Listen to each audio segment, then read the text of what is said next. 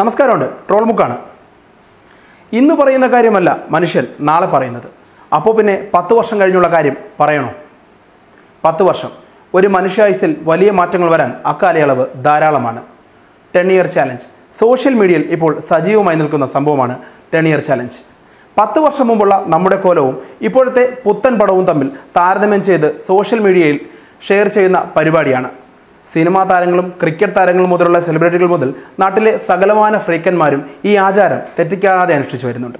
നാട്ടിൽ പ്രത്യേകിച്ച് സോഷ്യൽ മീഡിയയിൽ ഏതൊരു പരിപാടി തരംഗമായാലും അത് ഏറ്റെടുക്കാൻ ട്രോളന്മാർക്ക് രണ്ടാമതൊരു ക്ഷണം ആവശ്യമില്ല. സമാനമായി തന്നെയാണ് 10 ഇയർ ചലഞ്ചിനെയും ട്രോളന്മാർ ഏറ്റെടുത്തിരിക്കുന്നത്. കരക്കാരുടെ ഫോട്ടോകളല്ല ട്രോളന്മാർ ഇതിലേക്ക് എടുത്തിരിക്കുന്നത്.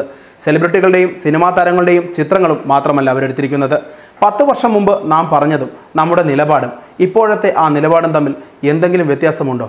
ട്രോളന്മാർ കൃത്യമായി പിടികൂടിയിരിക്കും, പണിയും തന്നിരിക്കും. കഴിഞ്ഞ കുറച്ചു കാലമായി കേരളം സജീവമായി ചർച്ച ചെയ്ത ഒരു വിഷയമാണല്ലോ ശബരിമലയിലെ സ്ത്രീപ്രവേശം. 10 ഇയർ ചാലഞ്ചിലും ആ വിഷയം സജീവമായി തന്നെ പരിഗണിക്കപ്പെട്ടിട്ടുണ്ട്. 10 വർഷങ്ങൾക്ക് മുമ്പ് ശബരിമലയിൽ യുവതികൾ പ്രവേശിക്കണമെന്ന് പ്രസംഗിച്ച വീരകേസരികൾ പോലും ഇപ്പോൾ പറയുന്നത് ആചാരം സംരക്ഷിക്കപ്പെടണമെന്നാണ്.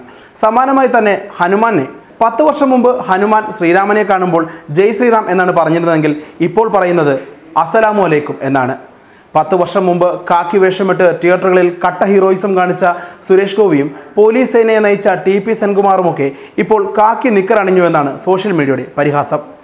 10 വർഷം മുമ്പ് വിരാട് കോഹ്ലി തൻ്റെ ആദ്യ സെഞ്ചുറി നേടിയപ്പോൾ ഭാവി താരം എന്ന് അനുമോദിച്ച ടെണ്ടുൽക്കർ ഇപ്പോൾ തൻ്റെ റെക്കോർഡിന് ഇളക്കം തട്ടുമോ എന്ന് ഭയപ്പെടുന്നു എന്നും സോഷ്യൽ മീഡിയ ട്രോളുകയാണ്. അത്തരത്തിൽ രസകരമായ ചില ട്രോളുകൾ കാണാം.